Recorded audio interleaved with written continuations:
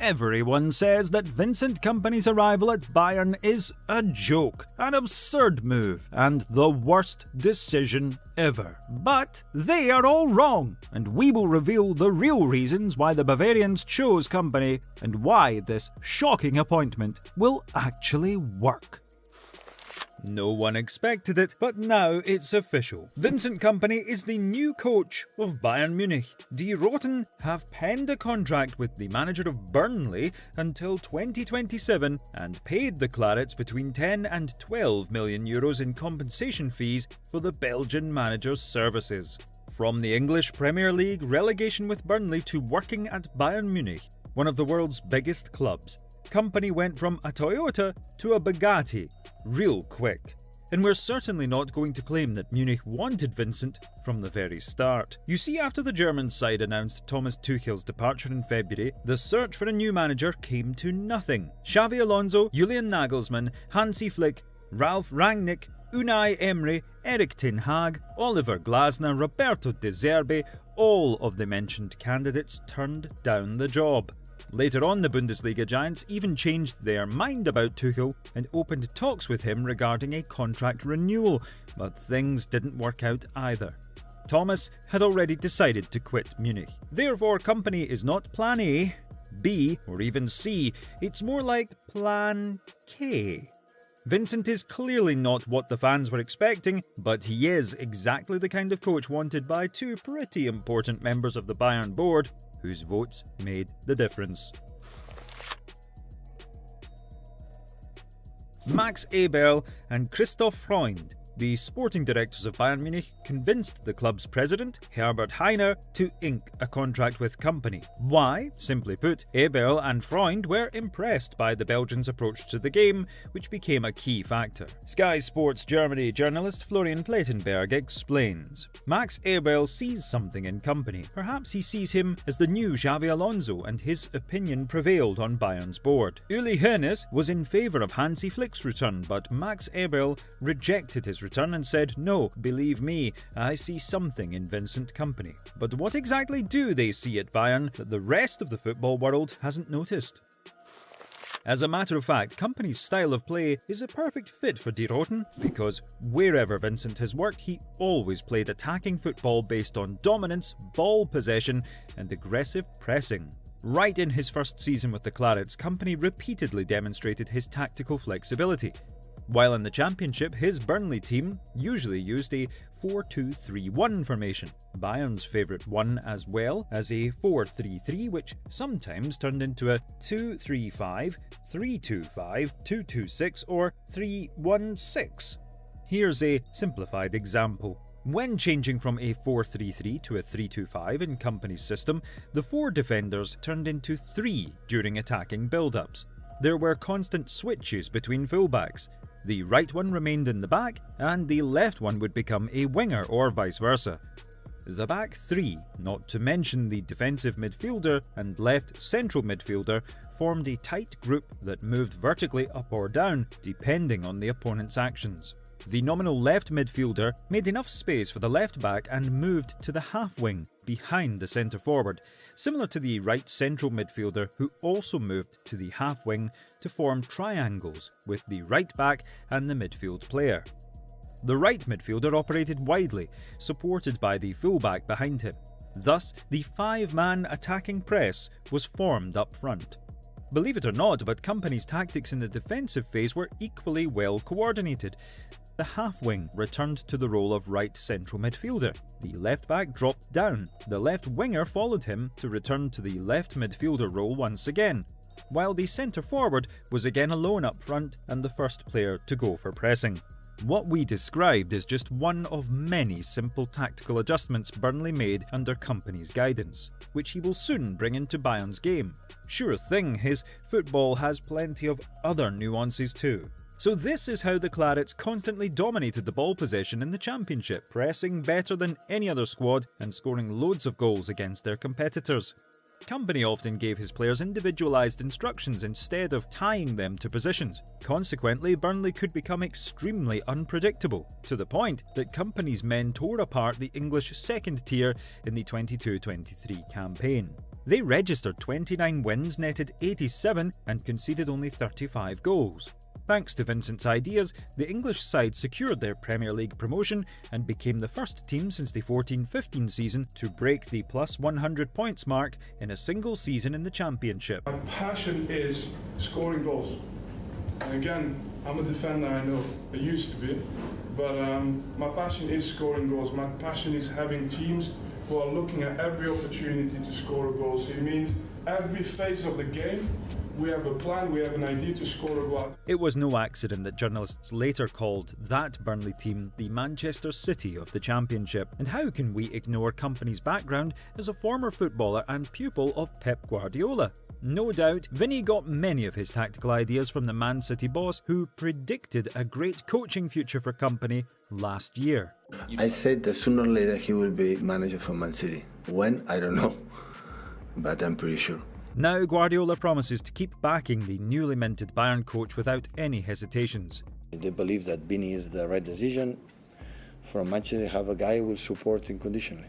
But to be fair, we cannot just sweep the black spot in Kompany's coaching resume under the rug. We're talking about his relegation from the Premier League. Why did this happen?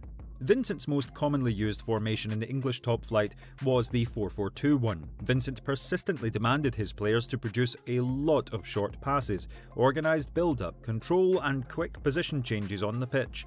After losing ball possession, Burnley always relied on quick counter-pressing, making them a very attractive and brave, but still a naive side that conceded and suffered too many defeats due to their open style.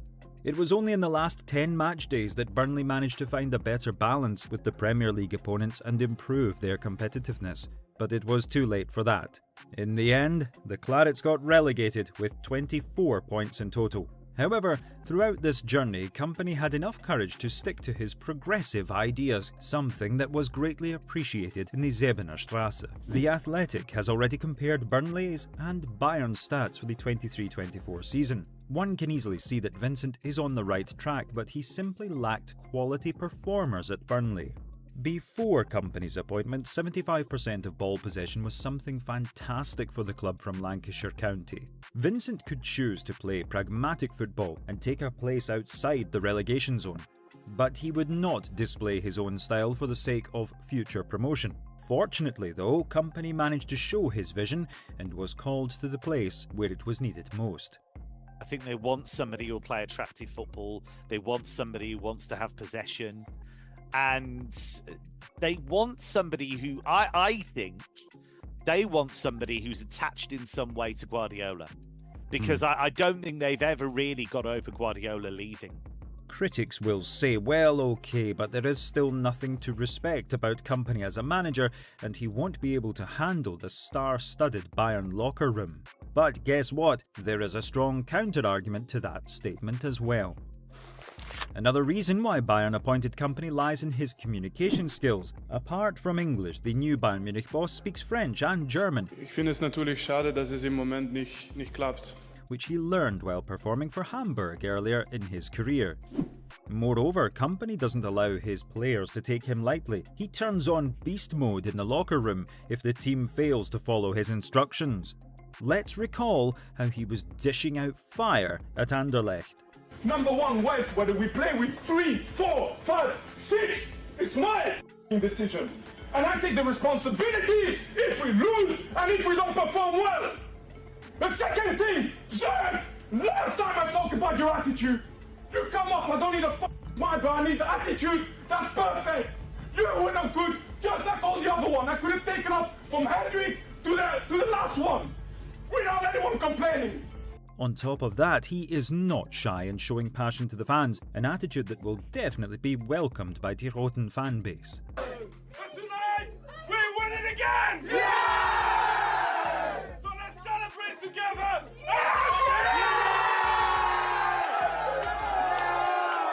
Connection with the players? No problem. Among other Bayern representatives, Kompany will be working with Leroy Sané, with whom he used to play for Manchester City and lifted many trophies, as well as coaching Harry Kane, against whom he competed in the Premier League for many years as a player. In addition, there are already rumours suggesting that Kompany will try to convince John Stones and Jack Grealish to join the Bavarians' ranks and ask the management to re-sign the former Munich man, also known as his former Anderlecht teammate Joshua Zirkzee, who delivered an amazing season at Bologna. By the way, this guy is a complete monster, and you will see why by watching our detailed video about him. We will leave the link to that on the end screen. Here's how Kompany's Bayern lineup might look in the early stages. Manuel Neuer in goal, a new right-back, possibly Ronald Araujo, with whom Munich have been monitoring for quite a while.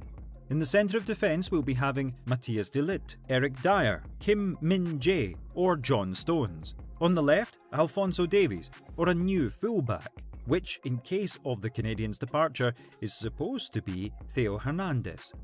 In the midfield, the coach could use Frankie de Jong, who has always been on Die Roten radar, and Joshua Kimmich, Jamal Musiala or Bruno Fernandes. The latter is a potential replacement for the Englishman. Above them, Leroy Sané on the right, Jack Grealish or Matthias Tell on the left of the attacking flanks, and Harry Kane as the spearhead competing with Joshua Zirkzee.